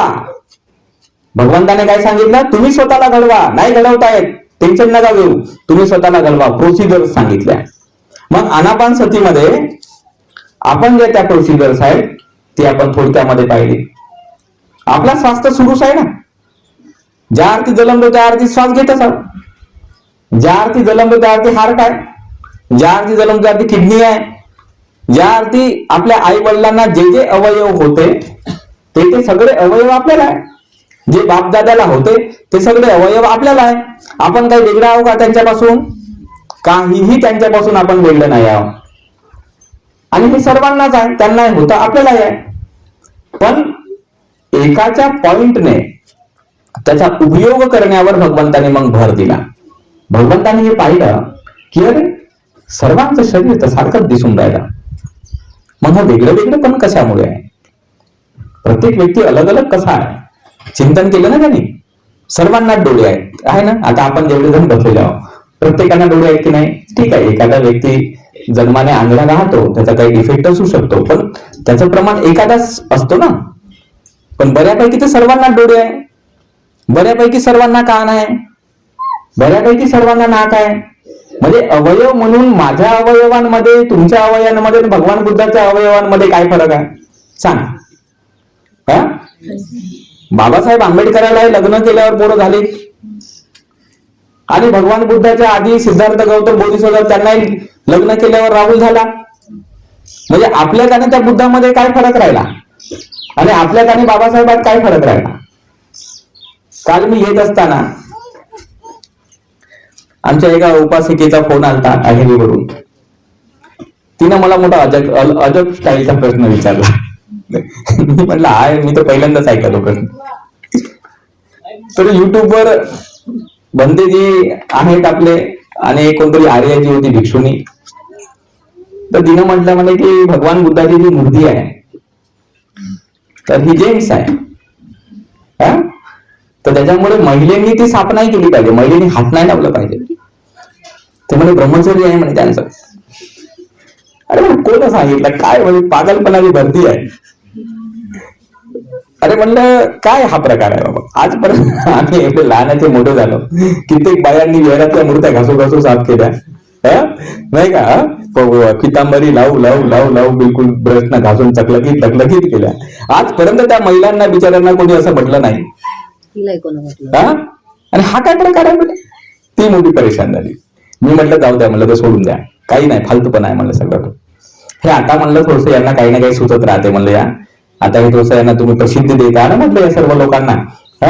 म्हणजे आले का लाख पाया, आले का लाख पाया. तर त्यांना वाटतं म्हणलं का आम्ही बहुत मोठे महान लोक बनतो आता, आम्ही जे सांगू ते पूर्व दिशा. जसं त्या ब्राह्मणांनी सांगितलं ना, देवदाशा बनवा, लोकांनी बनवल्या. मुळ्या बनवा, बनवल्या. पलंग पूजा सुरू करा, सुरू केल्या. कारण काही कदरच नाही राहिलं. बहुत महान माणूस बाबा तो, आता ईश्वराच्या बिलकुल सोबतच झाला तो. अशी माझी मानसिकता जेव्हा निर्माण झाली समाजामध्ये, तर मग त्यांचं वचन म्हणजे सत्य वचन बनत गेलं की नाही. मला त्या गोष्टी सोडून म्हणजे विचार करण्यासारख्या गोष्टी आहे. ते मूर्ती जी आहे ते सजीव आहे का निर्जीव आहे? निर्जीव आहे ना. मग निर्जीव जी गोष्ट आहे तिचं स्वतःचं काही लिंग आहे, तिच्या काही स्वतःच्या भावना आहे, तिचे स्वतःचं काही इमोशन आहे? काहीच नाही. अरे जी गोष्ट इमोशनल लेस आहे म्हटलं, ज्या गोष्टीमध्ये काहीच नाही आहे, ते म्हटलं फक्त प्रतीक मात्र आहे. त्या प्रतीकाच्या व्यतिरिक्त काय आहे म्हटलं? ते कित्येक मूर्त्याचे डोके फुटतात. मग आपण त्या अडगडीच्या ठिकाणी ठेवून देतो त्या बुद्ध मूर्तीला. एखाद्या वेळी बाबासाहेबाचा सरळ हात राहते, तो तुटून जाते. मग ते बाबासाहेबाच्या बिना हाताचा बाबासाहेब आपण अडगडीच्या ठिकाणी ठेवून देतो. मग तेव्हा काय झालं? म्हणजे शेवटी मूर्तीच समजतो ना आपण, कशाला बाबा प्रतीक आहे बाबा. फुटला हात, आता काय जोडू नाही शकत आपण, प्लास्टर ऑफ पॅरिसचा होता तेव्हा काय होता, तर आपण ठेवतोच नाही का बाजूला, किंवा पाण्यामध्ये बुडवून टाकतो. म्हणजे माणसामध्ये अशा वेगवेगळ्या प्रकारच्या ज्या अंधश्रद्धा आहे लोक पसरवत राहतात. म्हणून आपण त्या तशा प्रकारच्या अंधश्रद्धांना लक्ष द्यायचं नाही आणि त्या गोष्टीकडे पाहायचं नाही. माझा सांगण्याचा अर्थ आणि मुख्य मुद्दा हा होता की बुद्धाचं शरीर असू द्या, बाबासाहेबांचं शरीर असू द्या, की तुमचं माझं सर्वांचं शरीर असू द्या, शरीर म्हणून शरीर आहे. बरोबर आहे का नाही? आणि त्या शरीरामध्ये जे असायला पाहिजे ते प्रत्येकाच्या शरीरामध्ये आहे. लहान असताना आपण खेळतो, बाळगतो, तरुण झाल्यानंतर आपला विवाह होते, मुलं बाळ होतात, त्याचं पालन पोषण करतो, वयस्कर झाल्यानंतर आपल्याला चालता येत नाही, फिरता येत नाही, केस पिकतात आणि मेल्यानंतर आपल्या नातेवाईक आपल्या स्मशानात घेऊन जातात. ही अवस्था प्रत्येकाचीच झालेली आहे. तसं तर काही नाही कोणी अपवाद आहे बाबा याला. भगवान बुद्धाच्या बाबतीमध्ये जरी विचार केला आपण, जर ऍज अ शरीर म्हणून विचार केला तर त्यांच्याही जीवनाच्या अवस्था अशाच गुजरल्या ना. बाबासाहेबांच्या शरीराच्या अवस्था अशाच गुजरल्या, आपल्याही शरीराच्या अवस्था तशाच गुजरत आहेत. मग ते बुद्ध बनले, बाबासाहेब बोधिसत्व बनले आणि आपण काऊन असं काडी कचऱ्यासारखे राहायला लागलो? विचार तर करायला पाहिजे. काय कारण असेल तर त्याच्या मागाचं एकच कारण आहे का आपण त्या बाबासाहेब आंबेडकरांना आणि भगवान बुद्धांना असं ठरवून टाकलं का जन्मापासूनच ते बनले. त्यांचा जन्मच महान होता. भीमा घे पुन्हा जन्म तू या दिनासाठी, म्हणजे तो जन्म घेईल ना महान बनल आणि तुम्ही राहत असेल नाही. त्यांच्या भरोशावर, त्यांच्या कष्टाच्या भरोशावर जगासाठी वाटच पाहत राहा. त्या कष्टाच्या भरोशा दुसरा कष्ट करवलं रे बाबा आम्हाला सगळं काय भेटेल, आपण काही करायचं नाही, बिलकुल चुप राहायचं. तसाच प्रकार झाला की नाही, आयत्यावर जगाचं, फक्त गाणे म्हणत राहायचे बाबासाहेबाचे. ते अशोक चक्र धम्मचक्र लावत राहायचं घरावर, सही बाबासाहेबांनी लिहित राहायचे, झाला बाबा तू महान बन आणि आम्ही राहतो तशान तसे. असा प्रकार झाला तो. बुद्धाचं ज्ञान हे तुम्हाला स्वतंत्र करणारं ज्ञान आहे, तुमच्या मनाला वळण लावणारं ज्ञान आहे. तर उदाहरणादाखल आपण सांगितलेलं आहे की तुमचं हे आनापान सतीमध्ये काय करत आहे, तुम्हाला एक वळण देत आहे. कारण आपल्याला वळण नाही आहे, ठीक आहे, आपल्याला वळण नाही आहे तर आपल्याला वळण लावलं जात आहे. हळूहळू आपण क्रमाक्रमाने वळण लावतो. जसं एखादा लहान मुलगा, त्याला एबीसीडी येत नाही, त्याला वळणच नाही आहे, पण काही दिवसांत त्याला एबीसीडी येते. लहान मुलगा त्याला सायकल चालवता येत नाही, काही दिवसांनी त्याला सायकल चालवता येते, म्हणजे शिकला ना तो. त्याला एक विशिष्ट प्रकारचं प्रशिक्षण घेतलं की नाही त्याने. मग तशासारखं बुद्धाने काय म्हटलं की बाबा इथे आत्मा नावाची कोणती गोष्ट नाही, ध्रुव शाश्वत किंवा जन्मासोबत काय आलेलं आहेच नाही या शरीरामध्ये. तर तुम्ही या शरीराला जसं वळण लावाल तसं लागेल. आता तुमच्यावर डिपेंड आहे का तुम्ही चांगलं वळण लावाल तर चांगलं लागेल, वाईट लावाल तर वाईट लागेल. जे तुम्ही प्रत्यय धारण कराल त्या प्रत्ययानुसार तुमचं काम होईल. मग आता लोक जसे प्रत्यय धारण करतील तसे होईल. आता जर प्रत्यय त्यानं चुकीचे धारण केले तर हळकळत नकळत आपला शारीरिक व्यवहार, वाचिक व्यवहार, मानसिक व्यवहार हा चुकीचा बनेल की नाही. आपण म्हणतो तो दारू पितो. दारू का पितो तो? का दारू पितो? एक जमाना असा होता दारूच नव्हती या जगामध्ये, होतीच नाही. आता जे आपण ड्रग्सचे नाव पाहतो, LSD असेल किंवा हे असेल, ते एक काळ होता हे होतेच नाही. आता आले, कोणतरी शोधलं, वेगळ्या कामासाठी शोधलं, आता त्याची नशा बनली. म्हणजे आपण विचार केल्यानंतर आपल्या हे लक्षामध्ये येते की मनुष्य कुठेतरी त्या प्रत्ययांना ग्रहण करत आहे म्हणून तो तसा बनत आहे. आणि त्या प्रत्ययाने त्याने ग्रहणच नाही केलं तर तो तसा बनते का? नाही बनत. तर म्हणून आपण हे जाणलं पाहिजे की आपण कोणते प्रत्यय ग्रहण करतो त्याच्यानुसार आपलं व्यक्तिमत्व बनेल ना, नाही का. त्याला भगवंताने म्हटलं पुग्गल. आपण काय म्हणतो? अट्टपुरीस पुग्गला एस भगवतो सावक संगो. म्हणजे पुग्गल या शब्दाचा काय अर्थ होतो? पुद्गल या शब्दाचा अर्थ होतो व्यक्तिमत्व, पर्सनॅलिटी. त्याचा अर्थ बरोबर आजपर्यंत कोणी केला नाही. त्याला लोकांना समजतच नाही शब्दांचे कसे अर्थ लावावे ना काय लावावे. बिलकुल जेवढं त्यांना आध्यात्मिक अर्थ लावता येतील, जेवढे त्यांना पराप्राकृतिक अर्थ लावता येतील, जेवढे त्यांना गूढ आणि रहस्यमय अर्थ लावता येतील तेवढे लोक लावण्याचा प्रयत्न करतात, ठीक आहे. कारण ते रहस्यमय, ते गूढ जर तुम्हाला बोललं की तुम्हाला वाटते का बापरे हा तर माणूस प्रचंड ज्ञानी आहे. काही ज्ञान बिन नाही, तो सगळ्यात अज्ञानी आहे.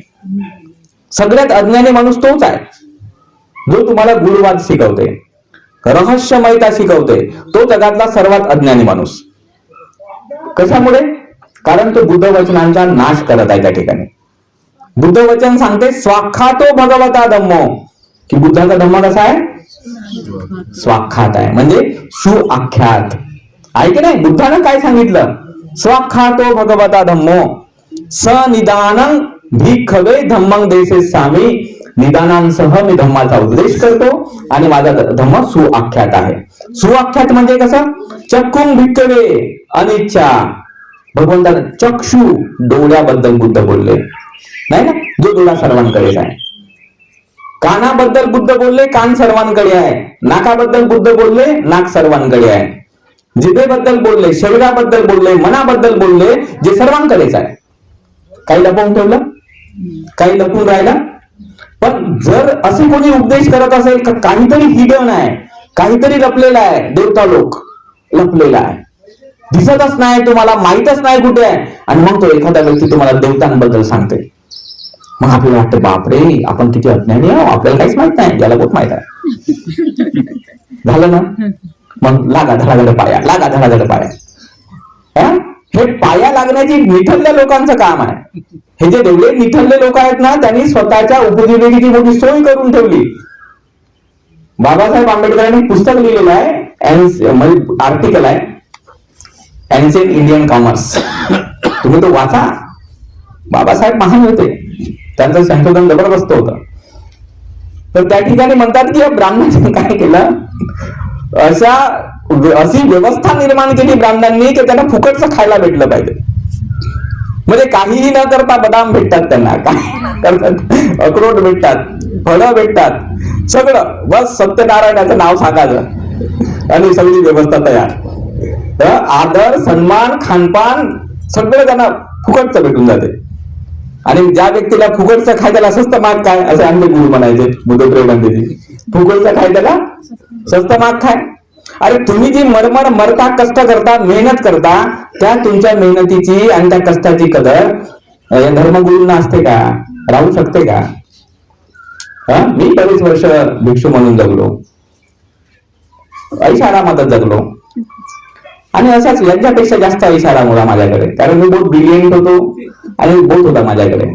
पण मला त्या गोष्टीमध्ये रस नाही वाटला आणि वाटूही शकत नाही माझ्यासारख्या माणसाला. कारण मी सामान्य जीवन पाहत असताना दुःखी, कष्टी, परेशान, आणि त्यांच्यासाठी आपण काही करू शकत नाही उपदेशाच्या व्यतिरिक्त. मग काय फायदा आहे?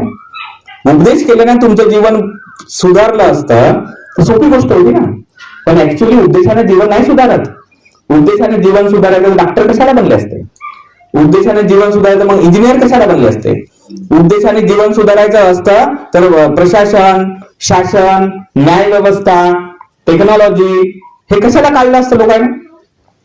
उद्देशच ऐकत बसले असते आणि सुखी राहिले असते. पण तसं नाही आहे ते. कारण मला हे समजलं की अज्ञान आहे, प्रत्येकाचं ज्ञान नाही, मन कसं काम करतं याचं ज्ञान नाही. आणि म्हणून ते ज्ञान अतिशय महत्वाचं आहे की आपल्या मनाला, आपल्या शरीराला, आपल्या व्यवहाराला आपल्याला वळण लावायचं आहे. दुसरा कोणी वळण लावून देणार नाही आहे तुम्हाला.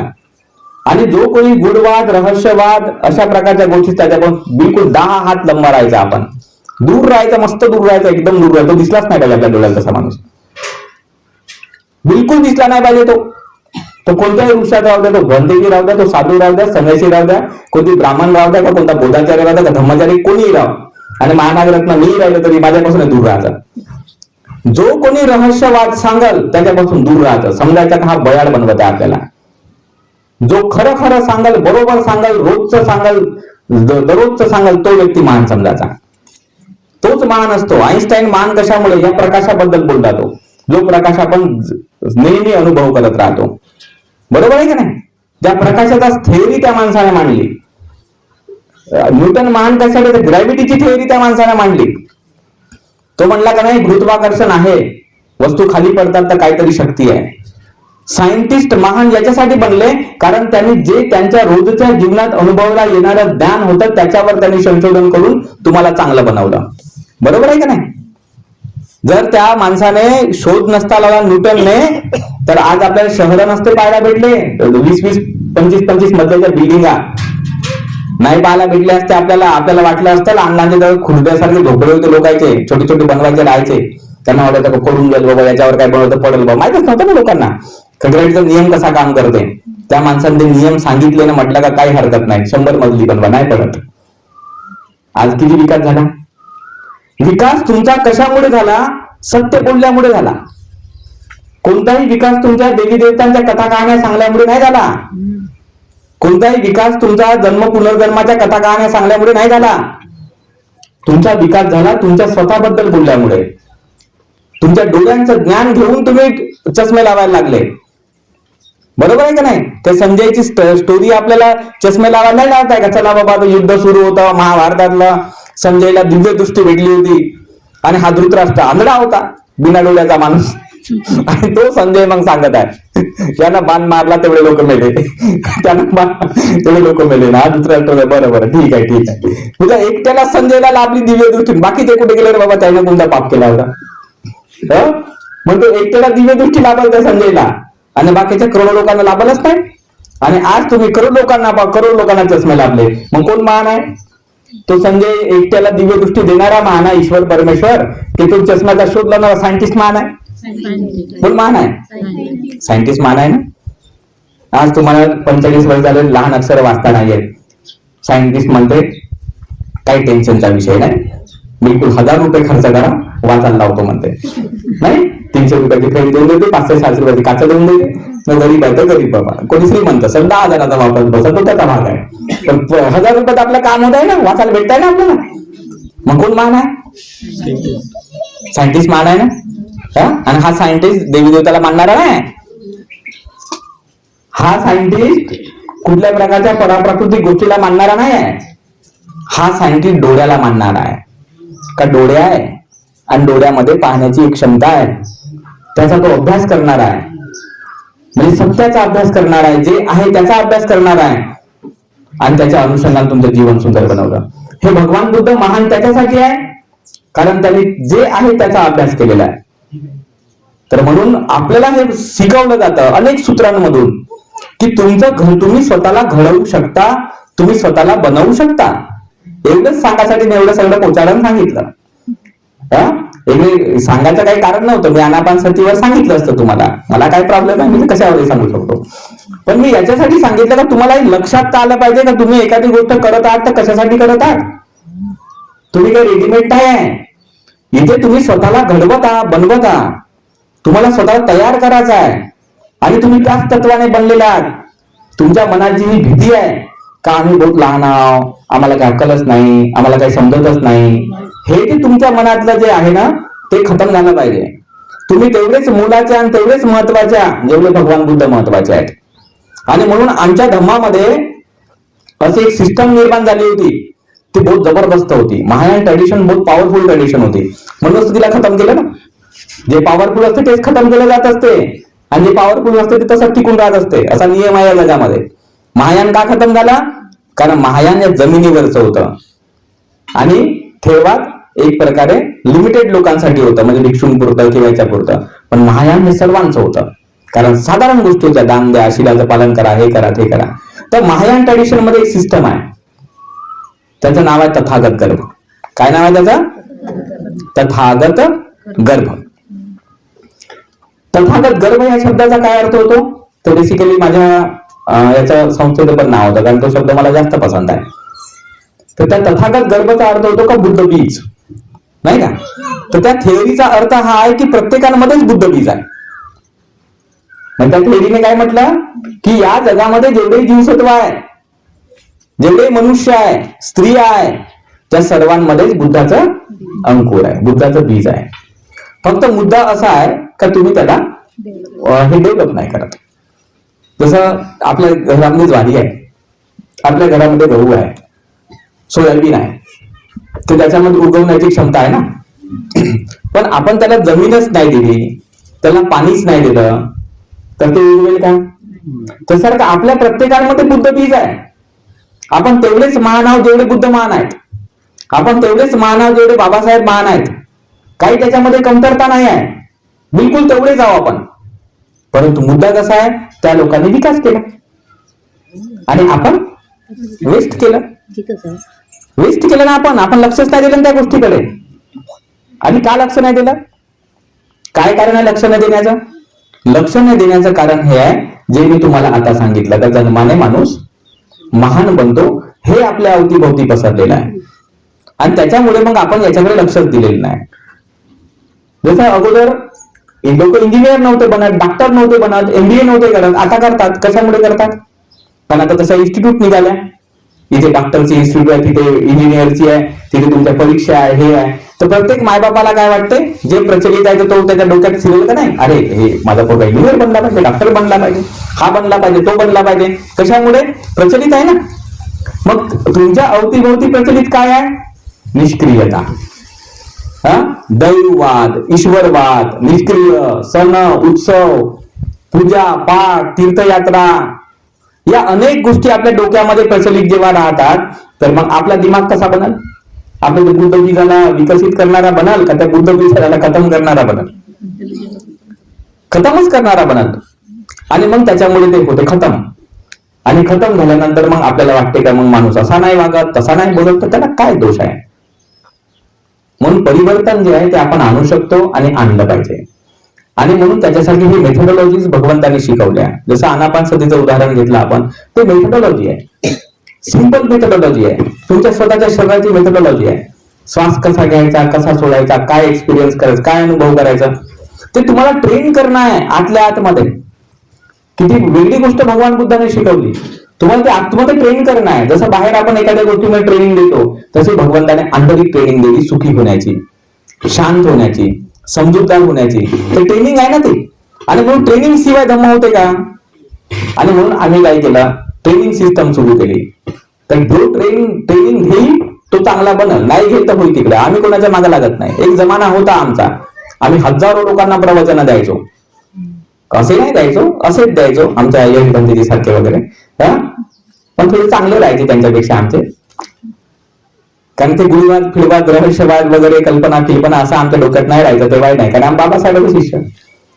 सुरुवातीपासून बाबासाहेब आम्ही वाचला लहान असल्यापासून, त्याच्यामुळे आमची बुद्धी थोडीशी अलग चालायची. आणि अलग चालत असल्यामुळे आता इथे अलगच चालते. कारण आम्हाला वाटते की जमिनीवरचं दुःख जोपर्यंत दूर होत नाही तोपर्यंत त्या काल्पनिक क्षेत्रामध्ये काही मजा नाही आहे. आणि म्हणून आपण हे जाणतो आणि आपण हे पाहतो की मनुष्याचं जीवन घडू शकते, बनू शकते, बदलू शकते, आणि ते त्याच्या इच्छेवर आहे. नाही का, त्यांना जर तसं ठरवलं का असं होऊ शकते, तर ते इच्छा कशी निर्माण होते? इच्छा ही निर्माण होण्यासाठी केवळ व्यक्तिगत गोष्ट पुरेशी नाही. माझं पुस्तक आहे छोटं, तुम्हाला भेटून जाईल थोड्या वेळात, चित्ते नियती लोको. त्या पुस्तकात मी स्पेशली लिहिलेलं आहे की ज्याप्रमाणे एखादा समजा दुर्गंधीमय नाली असेल, जेवणाची झाली का अरेंजमेंट? तर एखादी दुर्गंधमय नाली असेल आणि त्याच्यामध्ये तुम्ही अख्खी अत्तराची बाटली जर ओतली तर काय होईल? ते अत्तर थोड्या वेळ स्मेल चांगलं देईल, नंतर मग 5 मिनिटांना काय होईल? दुर्गंधच बनेल की नाही त्याचा. म्हणजे हे ओरिजिनल आहे तुमचा दिमाग, ब्रेन ज्याला म्हणतो तो असा काम करते. कारण ज्याला आपला जो कार्ल जून नावाचा जो माणूस आहे, महान सायकोलॉजिस्ट होता तो, त्याने काय म्हटलेलं आहे, त्याने कलेक्टिव्ह कॉन्शियसनेस, काय शब्द वापरला त्याने? Collective consciousness. म्हणजे त्याचं म्हणणं आहे की मनुष्य हा समूहाचा एक भाग असतो. बरोबर आहे का नाही? आपण सर्वजण समूहाचा भाग आहोत. आयफोनला कोणी कुत्रा नव्हता विचारत काही वर्ष आधी, साधा नोकियाचा फोन होता, त्यालाच लोक विचारायचे, कारण तोच मेन फोन होता त्या काळात. नुसार टिपऱ्या यायचा आणि भरपूर दिवस चालायचा, तो बिघडतच नव्हता. तो कुटुंब गेला, पाण्यात पडला, काय बिघडतच नव्हता 4-4, 5-5, 10 वर्ष असा होता तो फोन. आता तो कंपनी खतम झाली. आज आयफोन प्रेस्टिजचा विषय बनला. प्रत्येकाला माझ्याकडे आयफोन आहे, माझ्याकडे आयफोन आहे, आयफोन आहे असे लोक म्हणतात. कशामुळे? Social consciousness. बरोबर आहे का नाही? म्हणजे कलेक्टिव्ह कॉन्शियसनेस, सोशल कॉन्शियसनेस वेगळा विषय आहे.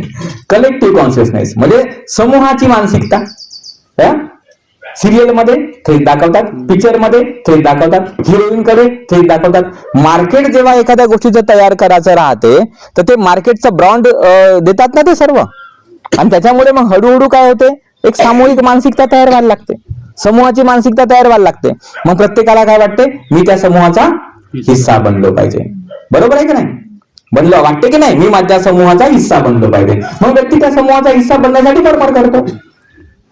बाबासाहेबांनी सुद्धा जे पुस्तक लिहिलेलं आहे द अनटचेबल्स, त्याच्यामध्ये बाबासाहेबांनी म्हटलं की एखाद्या गोष्टीला जेव्हा पवित्रता प्राप्त होते, समाजामध्ये पवित्रता प्राप्त होते, तेव्हा त्या पवित्रतेच्या संदर्भात जर कोणी काही केलं तर तो व्यक्ती पापी ठरतो. म्हणजे एक जमाना असा होता, गायीला पवित्रता नव्हती, पण नंतर गायीला पवित्रता प्राप्त झाली. इतकी पवित्र बनली, इतकी पवित्र बनली, इतकी पवित्र बनली का त्या गायीला जर कोणी मारला, काही प्रॉब्लेम केला की तो पापी बनला अचानकपणे. म्हणजे बाकीचे त्याचे पापकर्म कोणतेच पापकर्म नाही राहिले आता. त्याचा भ्रष्टाचार पापकर्म नाही राहिला, त्याचे कोणतेही पापकर्म तुम्ही घ्या, ते आता पापकर्म नाही. फक्त गायीला काही म्हणला का पापकर्म झाला, कारण पवित्रता निर्माण झाली ना त्या प्रकारची. एक सामूहिक मानसिकता जर तयार झाली तर चला बाबा हा व्यक्ती हीन आहे, हीन आहे, हीन आहे, हीन आहे, तर तो व्यक्ती हीन बनून जाते काही दिवसानंतर. त्याला हीनत्वाची भावना आपण देतो आणि त्याला तसं वाटायला लागते का मी आता हीनच आहोत, मी हीनच राहणार, आता वर जाणारच नाही. सामाजिक मानसिकता आहे ना, सामूहिक मानसिकता. तर या सामूहिक मानसिकतेचा जेव्हा आपण हिस्सा बनतो, तर ती सामूहिक मानसिकता जर अशी आपल्याला निष्क्रिय बनवणारी असेल, सामूहिक मानसिकताच आपल्या बोधी बीजाचा खात्मा करणारी असेल, सामूहिक मानसिकताच तुम्हाला पराप्राकृतिक शक्तींवर विश्वास ठेवायला शिकवत असेल, नको त्या गोष्टींवर विश्वास ठेवायला शिकवत असेल, तर तुमचा हा बौद्धिक बीज विकसित कसा होईल आणि कोण विकसित करून देईल? म्हणून धम्मप्रचारकाची भूमिका खूप मोठी भूमिका राहते. म्हणून भगवान बुद्धाने, बाबासाहेबांनी हे नेहमी सांगितलं की धम्मप्रचारक तोच पाहिजे जो खरं बोलायची ताकद ठेवतो आणि तो पॉवरफुल राहतो, अदरवाईज लेचे पेटे काही कामाचे नाही आहे. बाबासाहेब त्या काळात म्हणले होते 1954ला बाबासाहेबांनी त्या प्रकारची गोष्ट बोलली होती बुद्धिस्ट सेमिनरीच्या त्यावेळेसच्या याच्यामध्ये, की भिक्षू शुड बी, म्हणजे भिक्षू जे आहे ते कमी पाहिजे संख्येने, शुड बी लिमिटेड. कसे पाहिजे? कमी असले तरी चालतील भंतेजी, पण ते पॉवरफुल पाहिजे. धर्मांचा तुलनात्मक अभ्यास त्यांना पाहिजे, सायंटिफिक अभ्यास पाहिजे का सायन्सने टेक्नॉलॉजीने काय शोधलं, अर्थशास्त्र राज्यशास्त्र याचा अभ्यास त्यांना पाहिजे, तुलनात्मक अभ्यास पाहिजे. त्याच्यानुसार मग त्यांनी बुद्धाचा धम्म सांगला पाहिजे की जेणेकरून आधुनिक काळ बदलला तर त्या बदललेल्या काळानुसार लोकांची दुःख दूर करता आले, असं बाबासाहेब म्हणले. त्यामुळे कमी चालतील पण चांगले चालतील. आज आपल्याकडे खंडीभर आहेत पण प्रवचन नाही देता येत त्यांना. अरे तुमच्या मनासोबत कसं जुळायचं, तुमच्या समस्यासोबत कसं जुळायचं, तुम्हाला कोणती दिशा द्यायची हे जर त्यांना त्याच्या प्रवचनामध्ये सांगता येत नसेल तर ते प्रवचन काय कामाचं आहे सांगा बरं मला. तुम्ही अनेक भंतेजी लोकांचे प्रवचन ऐकता, असला काही भाग नाही ऐकत. तुम्ही तर आमच्यापेक्षा जास्त प्रवचन ऐकता. आता आम्ही तर ऐकतच नाही, कारण आता आमच्याकडे वेळ नाही ते कोणाचा काही म्हणजे बऱ्याच गोष्टी ऐकत बसायला, कारण आमच्या मागे इतकी कामं आहेत की वेळ कुठे आहे आपल्याकडे. आज तुमच्याकडे वेळ आहे कारण तुम्हाला तेच माहित आहे, पण तुम्ही ऐकता, तुम्हाला कोणती दिशा भेटते. एवढे मोठे महान आमचे भंतेजी, ज्ञानज्योती भंतेजी, नाव ऐकलं ना तुम्ही सर्वांनी. सापाचा तो तोंड दाबलेला होता असा काडीने आणि शेपूट पकडून त्याने गाथा म्हणली होती. जिवंत नव्हता तो, जिवंत होता साप, तोंड दाबलेला आहे आणि बिलकुल अर्धाच व्हिडिओ बनवलेला आहे असा. मी म्हणलं ते त्या भंतेजी ओळखीचे, त्यांना म्हणलं हा काय प्रकार आहे भंतेजी आता नवीनच. दुसरा व्हिडिओ बनवतो, दुसरा पण सापाचा दाबला होता एका माणसाने, तो काय प्रकार आहे हा. मोठे महान भंतेजी, त्यांची प्रवचनं तुम्ही ऐका, युट्यूबवर ऐका, घरी प्रत्यक्ष जाऊन ऐका. त्या प्रवचनामधून मला प्रवचन संपल्यावर एका तरी माणसानं बरोबर सांगावं का या मला ही दिशा भेटली पाहून असा जगणार आहोत आता. अरे तुम्हाला कोणती दिशा नाही त्या प्रवचनामध्ये. इथून 4 आर्य सत्यापासून सुरुवात करते माणूस आणि पांडुरंगावर नेऊन थांबते. त्या पांडुरंगापासून सुरुवात करते तिकडे तो नाही का शिवाजी महाराजाकडे नेऊन थांबवते. म्हणजे काय प्रकार आहे. प्रवचन देत असताना, मार्गदर्शन करत असताना माणसानं दिशा दिली पाहिजे समोरच्या समाजाला. त्याला असं वाटलं पाहिजे की मला काहीतरी दिशा भेटत आहे, मला त्यानुसार काहीतरी जगा लागल किंवा त्यानुसार माझ्या मेंटॅलिटीला घडवा लागल किंवा काही समस्या सोडवावी लागल. पण जर समाजाला दिशाच भेटत नसेल ना, नुसतं पोकळ पांडित्य पाजायला जात आहे. कारण काय, आपण पैसे द्या. आता आमच्या मागा लोक फिरतात, अरे इतकं काही ठिकाणी तितकी मजा आहे. 5 मिनिटासाठी आमच्या घरी तुमचे पाय लागले का, काय होणार आहे पाय लागल्यानं. एवढे कोणते पाय पवित्र आहे त्यांचे. त्या पाय लागासाठी त्या पायात काय आहे, हे बघा माझा पाय झाला ऍक्सिडेंट, गेला कामातून. काय आहे पायामध्ये त्या. अरे जे काय ते ब्रेन मध्ये आहे ना, आणि ते ब्रेन मध्ये तुम्हाला दिसून नाही शकत. त्या पायात काय आहे बिचारा, डुबून नाही जाते कधी कधी. काही लोकांचा पाय कापाय लागते, पायच नसते त्या माणसाला. स्टीफन हॉकिन्सला बिचाऱ्याला हातही नव्हते, पायही नव्हते, काही कामाचा माणूस नव्हता तो. पण त्याच्या ब्रेननं किती क्रांती केली. बिग बँगची थेअरी शोधली त्या माणसानं, एवढी डिफिकल्ट पुस्तक दिली हिस्ट्री ऑफ टाइम नावाची. बरोबर आहे का नाही? काय अजून त्यांना थिअरी ऑफ एव्हरीथिंग नावाची पुस्तक लिहिली त्या माणसाने. मग त्या हाताने लिहिली का पायाने लिहिली त्या माणसानं? पाय लागू द्या म्हणते तुम्हाला. काय होणार आहे पाय लागला? म्हणजे अंधश्रद्धा कशा पसरतात. अगर बहुत पूजनीय आहे, पूजनीय त्याच्यानं कोणी बनत नाही. कशाला बाबा मी मस्त काहीतरी आपलं इकडे तिकडे घुमतो फिरतो, माझ्या मागे मोठा जप्ता राहते त्याच्यानं पूजनीय बनते माणूस. पूजनीय त्याच्यात नाही बनत, पूजनीय बनते विचारानं. आज सॉक्रेटिस आपला ओळखीचा माणूस आहे का? प्लेटो आपल्या ओळखीचा माणूस आहे? त्या अरिस्टॉटल आपल्या ओळखीचा माणूस आहे? ते ग्रीक म्हणले लोक, त्यांना फोटो नाही आहे साधा त्या लोकांचा. फोटो नाही आहे त्याचा, फोटो नसलेला माणूस, नुसतं नाव आहे त्याचं सॉक्रेटिस. आणि ते एक मूर्ती सारखी कोणतरी बनवली, त्या मूर्तीला लोक सांगतात बाबा काय माहित तो. पण त्याचा विचार हा जगभरामध्ये मान्य केला जाते. म्हणजे मनुष्य हा विचाराने बनतो ना, मनुष्य हा माणसाच्या मेंटॅलिटीने बनतो, मानसिकतेने बनतो. मग भगवान बुद्धाने काय केलं? तुमची मानसिकता घडवण्यावर भर दिला. का कसं मानसिकता तुम्ही घडवाल? मग खूप उदाहरणं दिले, खूप गोष्टी सांगितल्या भगवान बुद्धाने. त्यापैकी आनापानसती एक आहे, एक छोटासा हिस्सा आहे तो. कसं स्वतःला घडवाल, कशा पद्धतीने घडवाल, काय टेक्निक्स आहेत घडवण्याच्या. आणि तुम्ही घडवू कशामुळे शकता? कारण या शरीरामध्ये ध्रुव शाश्वत असं काही नाही, जन्मासोबत आलेलं असं काहीही नाही. फक्त जसे मायबाप जिवंत होते, ज्या अवयवांनी बनले होते, तेच मायबापाचा जिवंतपणा, तेच अवयव आपल्यात आलेले आहेत. फक्त रंगरूप थोडा बदलला, वय बदललं, फरक एवढाच आहे, बाकी काही फरक नाही त्याच्यामध्ये. आणि त्याच्यामुळे हे बीज जे आहे, बोधी बीज प्रत्येकांमध्ये आहे. म्हणजे विचार करण्याची क्षमता, बोधिबीज मध्ये विचार करण्याची क्षमता, बुद्धी ज्याला आपण म्हणतो नाही का, तर ते प्रत्येकांमध्ये आहे. आणि त्याचा आपण आता कसा विकास करायचा आहे, त्याच्या प्रोसिजर्स आपण समजल्या पाहिजे आणि शिकल्या पाहिजे. आणि त्याच्यासाठी आपण वेळ दिला पाहिजे, थोडा समय दिला पाहिजे. कारण नेमकं हे काय आहे, कारण प्रत्येक गोष्ट शिकावी लागते आणि शिकल्यावरच माणूस त्या प्रकारचा बनते, त्या प्रकारचा घडते. तर त्याच्यामुळे आपण आनापानसती शिको, मैत्री भावना शिको, काहीही शिको, शिक्षणाशिवाय तुम्हाला ते काहीही भेटत नाही, काहीही भेटत नाही. त्या गोष्टी अशा भेटणाऱ्या नाही आहे, असतात इथेच. जसं आता ग्रॅव्हिटी आहे, ज्ञान आहे का आपल्याला त्याचं? प्रकाश आहे, ज्ञान आहे का आपल्याला त्याचं? संध्याकाळ झाल्यावर अंधार होते, ज्ञान आहे का त्या अंधाराचं? ते तारे आहे, चंद्र आहे, सूर्य आहे, बुधग्रह काय असेल ते आहे, आपल्याकडे ज्ञान आहे का? नाही आहे ना. आणि ज्ञान नसल्यामुळे आपण त्याचा उपयोग करू शकतो का? अरे ज्ञान असेल तर उपयोग करता येईल ना, ज्ञान नसल्यावर कसा उपयोग करता येईल? तर त्याच्यामुळे ज्ञान आवश्यक आहे की नाही? म्हणून भगवान तथागताने ज्ञानावर भर दिला. भगवान बुद्ध म्हणले की आहे सर्वच तुमच्याकडे. मी आमच्या क्लासमध्ये, आता आमचे मनीष सर आहेत, ते नेहमी आमचा क्लास करतात, तर त्यांना माहित आहे. मी एक दिवस समजावून सांगितलं तर सगळे लोक मध्ये आश्चर्यचकित झाले. ते म्हणले अरे हे तर आम्हाला आजपर्यंत कोणी सांगितलंच नाही. अरे म्हणजे सांगायचं काय, तिथे लिहिलं जाईल ते, पण तुम्हाला वाचता नाही आलं. तिथे काय लिहिलेलं आहे? भगवान बुद्ध जेव्हा उपदेश करत होते, उपदेश संपला की मग त्यावेळेस काय म्हणत, अद्भुत आहे म्हणते, आश्चर्यकारक आहे म्हणते, उलट्याला सरळ करावं. काय म्हणतो ते? उलट्याला सरळ करावं. अरे आता हे माझी बाटल आहे, सरळ आहे, हे आता उलटी झाली, मी बाटल कुठून आणली का? फक्त अरे उलटा याला सरळ करायचं काम आहे ना, आणली का कुठून? अंधारामध्ये प्रदीप पेटवावा जेणेकरून वस्तू दिसतील. अरे वस्तू का आणल्या का? तर तिथेच होत्या. आता जसं उदाहरणाला लाईट गेली, हे पडदे आपण आणणार आहोत का चटई आणणार आहोत का, माईक आणणार आहोत का, समताला आणणार आहोत का, त्या डेकला आणणार का नाही सांगणार आपण? ते तर असणार आहे, फक्त लाईट गेली अंधार आहे. दिवा पेटवल्याबरोबर माईकही दिसल, पडदेही दिसल, समताही दिसल, चटई दिसल, डेकही सगळं दिसेल की नाही? म्हणजे उजेडच करायचं काम आहे ना. म्हणजे बुद्धाने कुठून काय आणलं का धम्म? माझा सांगायचा अर्थ आहे का बुद्धाने धम्म आणला का कुठून? तो कुठूनच आणलेला नाही आहे.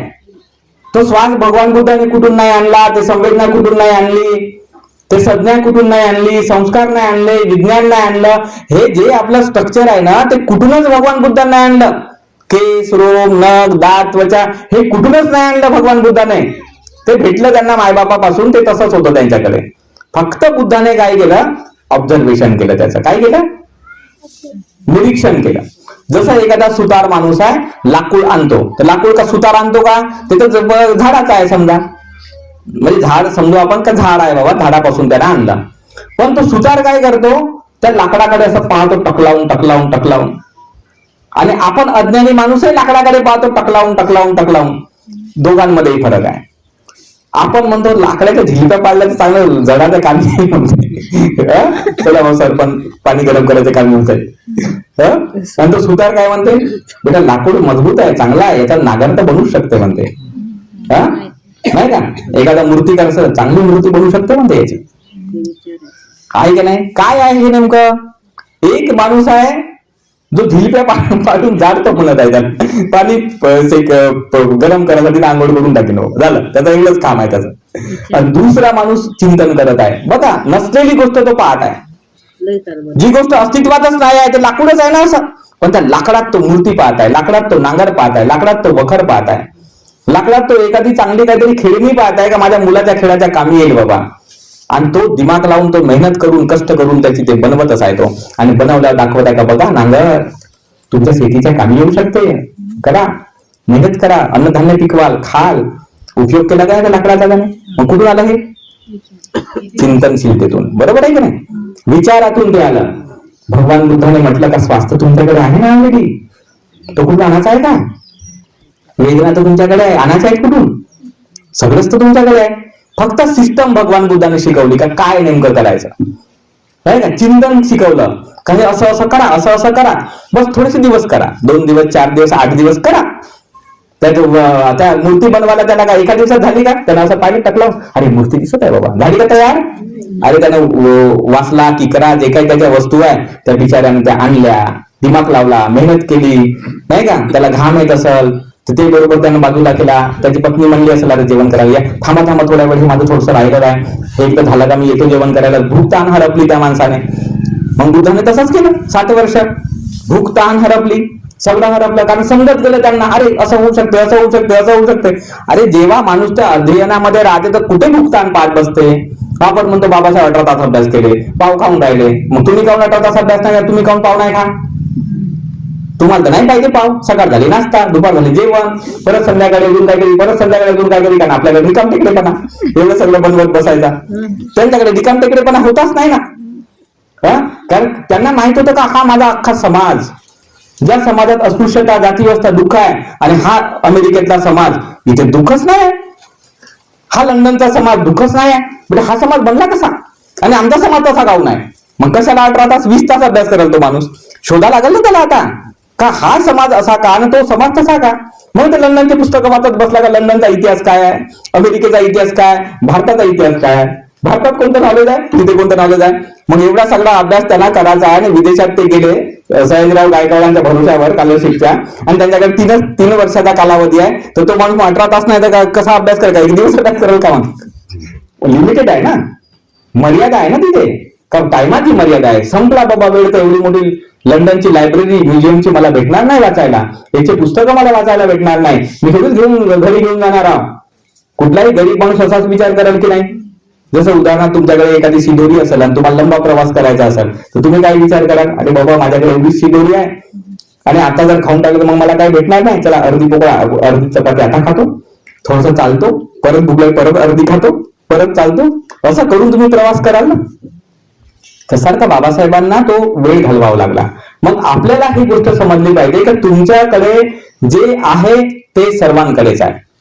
फक्त मुद्दा असा आहे की त्याचा उपयोग कसा करायचा आणि महान कसं बनायचं हे तुम्हाला कोणी शिकवत नाही आहे. आणि जर कोणी तुम्हाला काही शिकवत असेल तर तुम्हाला महान बनवण्यासाठी शिकवलं जात नाही, त्यांना महानता कशी प्राप्त होईल याच्यासाठी शिकवलं जात आहे. त्यांच्या कसे तुम्ही पाया लागाल त्याच्यासाठी ते शिकवत आहेत. त्यांना आदर सन्मान कसे द्याल त्याच्यासाठी ते शिकवत आहेत. त्यांना दान बिन कसे द्याल त्याच्यासाठी ते शिकवत आहेत. म्हणजे त्यांना आयतं आणि मस्त ऐश आरामात कसं जगता येईल त्याची सगळी सुविधा ते करत आहेत, तुमच्यासाठी नाही करत आहेत. तो तुम्ही भ्रमात न करावं तुम्ही. जसं त्या ब्राह्मणाने तुम्हाला भ्रमात ठेवलं, अरे यहाँ पे मंदिर बना के दे दो, मैं पुजारी बन जाऊंगा. मग ते तिथे दानपेटीने दान देत राहा. अरे तिथे त्याची ढेरी वाढत चालली, तुमचं काय आहे त्याच्यामध्ये? तुम्हाला काय फायदा आहे? तुम्ही राबा मर मरा आणि तिथे दान देऊन टाकत जा. कशासाठी? नाही मला मुलगा झाला पाहिजे. अरे मुलगा का त्याच्याने होणार आहे का दान दिला ना? नाही मला नोकरी लागली पाहिजे त्याच्याने होणार आहे का? पण ती धारणा त्यांनी निर्माण केली ना समाजामध्ये. सगळं दैवाने होते, नशिबाने होते, ईश्वराच्या आशीर्वादाने होते, परम आशीर्वादाने होते. तुम्ही आशीर्वाद घेतलाच नाही, सत्यनारायण केलाच नाही, बलिदान केलाच नाही, तुमचं कल्याण होणार नाही, त्याच्यामुळे तुम्हाला ते करावंच लागेल. असं करू करू त्यांनी त्यांचा धंदा डेव्हलप केला. आणि आपण काय केलं? मेहनत केली, कष्ट केले, आपण वाट पाहत बसलो. वाट पाहणं द्या सोडून आता. ते वारंवार सांगत बसायला आता काही खरं नाही. त्यानंतर ताईला काल रात्रीच म्हटलं, ते कोणतरी गावच्या आलं, त्यांना म्हटलं बघा, म्हटलं येणार होतो शिबिराला, 2 दिवसाआधी ऍक्सिडेंट झाला, म्हटलं बरं झालं पाय नाही मोडला, म्हणजे शिबिर कॅन्सल. हा म्हणजे कसं आहे म्हटलं, जीवन अनित्य आहे की नाही म्हटलं. आणि तुम्ही म्हणता म्हटलं का नंतर आपण ठेवू शिबिर, नंतर शिकू. अरे नंतर जिवंत तर राहायला पाहिजे म्हणलं माणूस. आज तुम्ही उद्या तुम्ही नाही राहाल, किंवा मी नाही राहील, तर मग काय होते? अरे जे समय भेटलेला आहे आपल्याला, आताचा वर्तमान समय, त्याच समयामध्ये अरेंज करायचं म्हणलं, त्याच समयात शिकून घ्यायचं जे शिकायला आहे ते. काय उद्याची वाट पाहत बसायची आहे? जाऊ द्या म्हटलं, तिकडे शिकण्यापेक्षा इथेच या ना, इथेच शिका, काही टेन्शन नाही देत बसून. म्हणजे कसं आहे, आपल्याकडे वेळ जो आहे तो किमती आहे. आणि म्हणून या वेळेमध्ये आपल्याला जेवढं जमेल तेवढं प्रॅक्टिस करायची. हे मी आता प्रवचन याच्यासाठी दिलं कारण तुम्हाला समजलं पाहिजे का तुमचं जीवन तुम्ही घडवणारा. मी तर फक्त मार्गदर्शन करीन किंवा सांगेन, तसंच करायचं. काही होत नाही. माणसाचं मन आहे, भटकेल, काही नाही फरक पडत त्याला. शरीर आहे, दुखेल, काही नाही फरक पडत त्याला. त्याच्याकडे नाही तेवढं लक्ष द्यायचं. जास्तच मांडी दुखली थोडी बदलून घ्यायची, काही फरक नाही पडत. तुमच्या मांड्या मोडण्यासाठी, पाया मोडण्यासाठी थोडी शिबिर असते या ठिकाणी. माइंड घडवण्यासाठी असते. त्या शरीराच्या शरीराच्या स्वभावानुसार गोष्टी घडतील, बरोबर आहे का नाही. पण त्या गोष्टीकडे लक्ष नाही द्यायचं. तेवढं पाहायचं का माझ्या माइंड मध्ये स्मृती येत आहे का नाही, सजगता येत आहे का नाही. काय म्हटलं, आनापान सती. सती म्हणजे स्मृती. स्मृती हा कशाचा विषय आहे? मनाचा विषय आहे ना. हा दिसत आहे मला, हा कशाचा विषय आहे? डोळ्याचा विषय आहे. ऐकू येतं तुमच्या कानाला, कानाचा विषय आहे. पण स्मृती आहे का? स्मृती हा मनाचा विषय आहे. मग आनापान सती करताना काय डेव्हलप करतो आपण? स्मृती, सजगता, बरोबर आहे का नाही. प्रशिक्षण मनाचा विषय आहे. तर आपण ते पहिलं पाहायचं का माझ्या स्मृती येत आहे का नाही. ते पाय दुखत आहे त्याच्याकडे नाही पाहायचं. तुम्ही ध्यान नव्हते करत तेव्हा पाय दुखतच होता. पाय दुखणं काय नवीन आहे का तुमच्यासाठी? जन्मला तेव्हापासून कित्येक वेळ पडले, कित्येक वेळ धावताना काही काटा टोचला, काम करताना काही कापकूप झालं, तर तेव्हा तर दुखलाच ना तो. त्याचं नवीन थोडीच आहे दुखणं. ते दुखणं होतच राहत असते माणसाच्या शरीराला. ते नाही पाहत बसायचं. तो शरीराचा स्वभाव आहे. मन डेव्हलप होत आहे की नाही.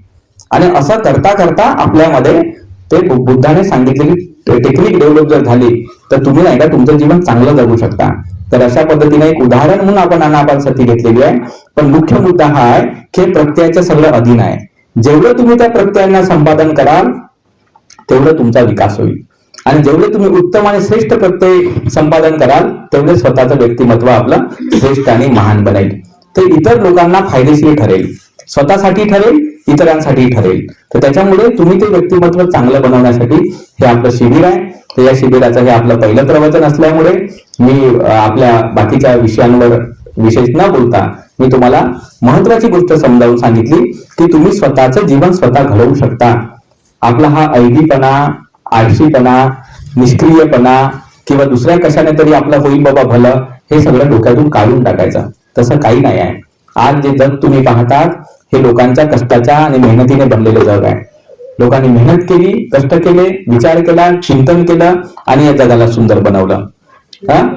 आणि त्याच्यामुळे आपणही विचार केला पाहिजे का मी सुद्धा जर अशा प्रकारे चिंतनशील बनलो, सत्य जाणणारा बनलो तर आपलंही जीवन चांगलं बनेल, कुटुंबाचं बाकीच्याही जीवन चांगलं बनेल. तर कुठलंही शिबिर जेव्हा आपल्या बुद्ध धर्माचं आहे तर ते आपल्या भल्याच्या दृष्टिकोनातून आहे.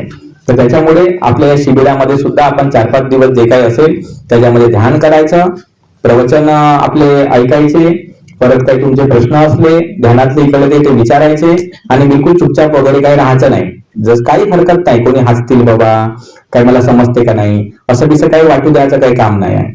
हसव ना, तर काय हरकत आहे, एवढा जाणीवर लोकांना हसवत आहे तर आपला काय फरक पडत आहे त्याच्यामध्ये.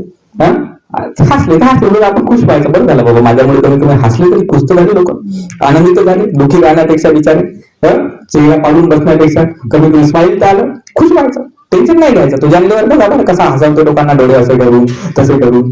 आमचे जे ज्ञान दक्षिण नावाचे बंधे जे आहेत औरंगाबादचे ते कसे हसवतात, खिदी खिदी खिदी खिदी मस्त हसवत राहतात लोकांना. तर आपण त्याचं नाही टेन्शन घ्यायचं. मेन गोष्ट आपल्या मनामध्ये शंका नाही राहिली पाहिजे. आपली प्रॅक्टिस करत असताना ज्या अडचणी आपल्याला येतात त्या अडचणी तुम्हाला सॉल्व्ह करण्याचा हाच एक समय आहे शिबिराचा. कारण तुम्ही जर तुमच्या मनामध्ये तसंच अज्ञान ठेवलं किंवा तुम्हाला ते प्रॅक्टिस नाही करता आली, तर शिबिर संपल्यानंतर तुम्ही तुमच्या गावाला जाल, तुमच्या कामात व्यस्त व्हाल. मी माझ्या गावाला जाईन, मी माझ्या कामात व्यस्त होईल. मग त्याच्यामुळे तुमचा तो अज्ञान तसा राहील की नाही. तर त्याच्यामुळे जेव्हा प्रश्न उत्तराचा वेळ आहे संध्याकाळचा, तर जे तुम्ही ध्यान करता, तर त्यावेळेस तुम्हाला काही शंका आल्या किंवा काही समजलं नाही, तर त्या प्रकारचं विचारलं पाहिजे. तुमची एकाची समस्या असते असं नाही, इतरांचीही असू शकते.